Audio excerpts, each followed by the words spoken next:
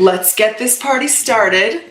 We are on day 6 of 30 days of going live, all about getting your teenager to talk to you. I'm going to try a little microphone today. I haven't done a microphone before. We'll see. I like to talk with my hands and make everything swing with my hands, so we'll see how this works.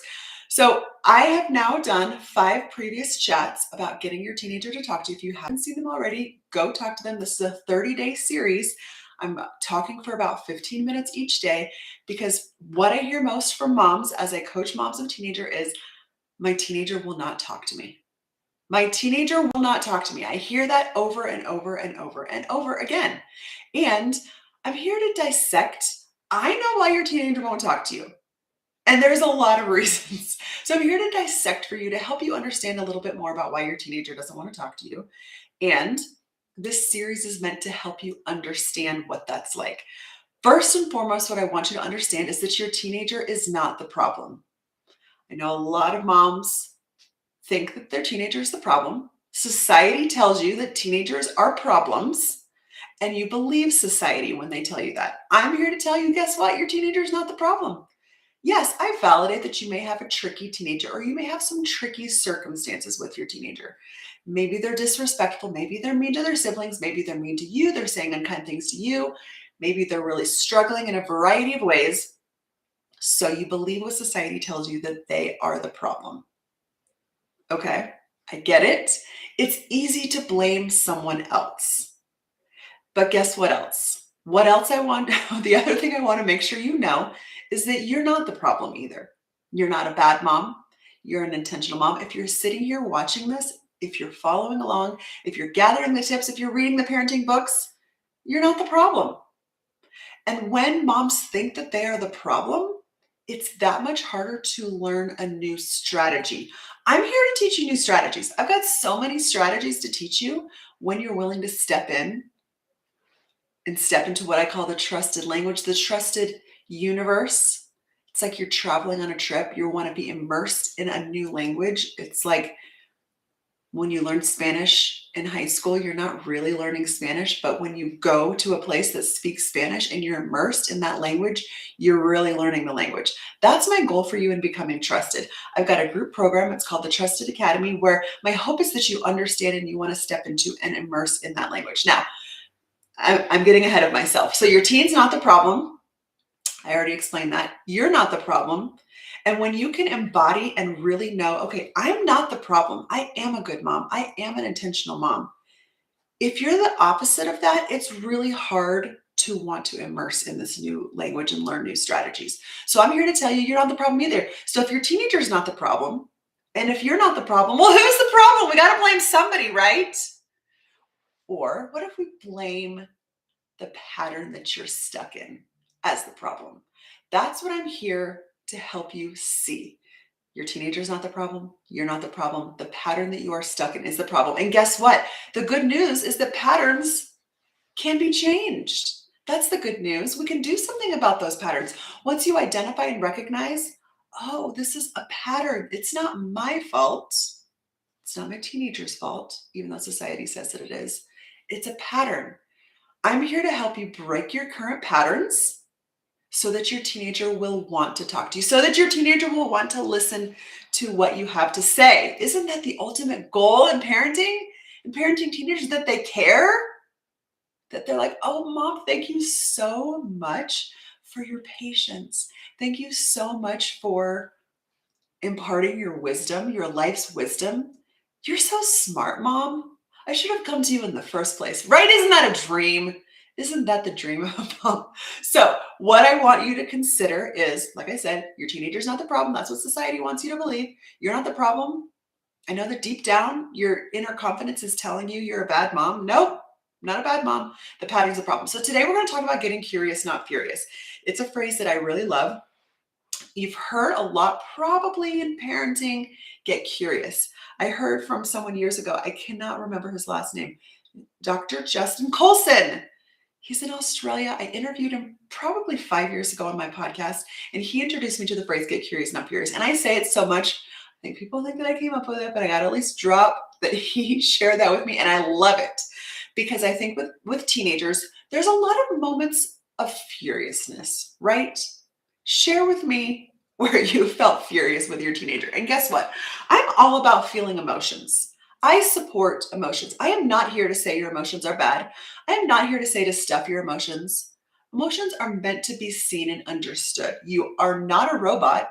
You are a human. Humans have emotions. You're allowed to be annoyed, frustrated, sad, get your feelings hurt, even furious with your teenager, right? I always love to hear when have you been furious with your teenager? Drop it in the comments. When have you felt, I can't even with them, right? There's moments. I validate those moments. As a mom, I see you. I want you to know you're not alone. Emotions are not bad. Emotions are meant to be understood. So when I say get curious, not furious, let me give an example of a situation. Okay, I like to share lots of situations about my own kids, and there's only a handful that I'll share publicly in this space because I don't want to out them in any way, shape, or form. But in the private space, in the Trusted Academy, and the group coaching that I have with other moms, I share a lot of my own personal examples of where I messed up because I'm human too. And in the last 10 years, as I've created this trusted method, I've learned from my own mistakes, and I'm here to share with you my mistakes so that you can learn from them as well. So, in getting curious, not furious, my oldest is 25 and he's happily married, and it's so great. And I love my daughter-in-law, and I'm working on becoming trusted by them in this new phase of their life as well. And when he was 15 or 16, he was not interested in asking someone to prom. It's prom season. A lot of moms are feeling the pain of prom season, whether you have a son who isn't interested in asking someone, or whether you have a daughter who doesn't want to go with someone that you want him to go with, or whatever. I got so many thoughts about that. Feel free to message me and I'll share some of my thoughts about teen dating. And I was thinking to myself, I have taught you better. I thought I had a respectful son. I thought I had a thoughtful son who was concerned about the girls who were sitting on the couch just waiting for a nice boy to ask them to prom. That's what I thought about myself. That's where I started to get into my own head of, oh, maybe I didn't, maybe I am a bad mom. Maybe I didn't do a good enough job of teaching him how to do this. Maybe some of my thoughts, or blaming him of, I taught you better, somewhat of shame, some of the disappointment, right? I'm not a fan of that. I'm not a fan of the no shame in this parenting game. And so I just want to make sure I do see it. Somebody left a comment. Yesterday night, we had a friend's birthday party and got home at 12. Okay, so you were saying you were furious. Audio is out. I know. See, this is what I'm wondering. I'm wondering if this microphone's working. It seems like it's working for some because you answered my question. Maybe it just went out. Tell me what's going on. So, in getting curious, so this is where I'm nervous. I'm going to actually take this out.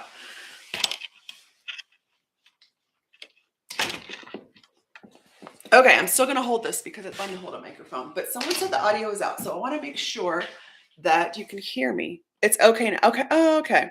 Well, thanks for letting me know. I'm going to take it out anyway, and I'm going to analyze this because, oh my goodness, what is happening here? I zoomed in and it zoomed in really a lot. And I don't know how to unzoom it now. This is fantastic.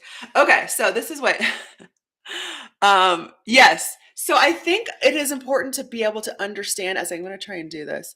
I think it's important to understand where your triggers are. And as I mentioned in a previous slide, triggers are meant to be untriggered. And I am really struggling with this camera here. I'm trying to zoom out, you guys, and it's not working. So this is what I get for having multiple cameras going at one time. And let's see, I wonder if I can undo this. Okay, so what is really important to be able to understand is, oh goody, look at that, I got it. No, is talking about getting curious, not furious. And so somebody was saying, I'll just go like this. This is going to be a little bit crazy, but I'm going to do that anyway. Somebody was saying that when they got home late, right? That's an example of being furious and the frustration of being late. So going back to my son's prom situation, he didn't want to go to prom. I want to show up my necklace here. He didn't want to go to prom, and I got furious because I was like, I taught you better than that. What's wrong with you? Get over yourself. Stop being so selfish, whatever, all of the things. So I saw my teen as a problem and I saw myself as a problem. And really, what I'm here to help you see is that the pattern that you're communicating is the problem. So the first round, I kind of shamed him. Well, guess what? The second year, he didn't want to do it again. And I'm like, "Ah, I thought you learned your lesson. I thought last year was just because I thought it was a one-time thing." And you know what I didn't understand is the way that I was communicating with him, I didn't fully understand where he was coming from. I didn't get curious. I instead got furious, was thinking about all those situations for what I thought he should be doing. And getting curious is asking the questions. Help me understand. Not what's wrong with you, or not why won't you do what I taught you to do. Help me understand what's going on for you. And you know what I understood? What I finally understood? There were a variety of things, and I don't want to talk about his personal situation, but he had some insecurities wrapped up in it, wrapped up in some other people, wrapped up in the situation, in the scenario, and I finally understood. Okay. So we got to be able to get over ourselves and get over our expectations, which is hard because as parents, we have expectations of how things are supposed to be. And when they're not the way that they're supposed to be, it's difficult for us, right? So I want you to consider, I'm going to wrap up this live. This is going to be a short one because my daughter is calling. She's a missionary and she can only call on Mondays. And I have a small window where I can talk to her on Mondays. So I'm going to chat with her. But I want you to consider getting furious, get curious, not furious. This is why your teenager doesn't want to talk to you oftentimes. There's a lot of ways. Remember, there's lots of ways. This is one of the ways. And in the Trusted Academy, I teach you how to break those patterns that you don't even realize you're stuck in, because your teenager's not the problem. You're not the problem. The pattern you are stuck in is the problem. So I'm here to help you unwrap those patterns, to figure out what's going on, to figure out why your teenager won't talk to you. Because I'm sharing a lot of different reasons as to why. And you got to be able to put on your investigator hat to be able to really understand. And I shared in a previous live, so if you haven't watched the other days, go watch them. There was a mom who was like, well, I've really worked on myself and I've talked with my daughter and I've apologized and it still hasn't changed. And I said, you know what, here's the deal.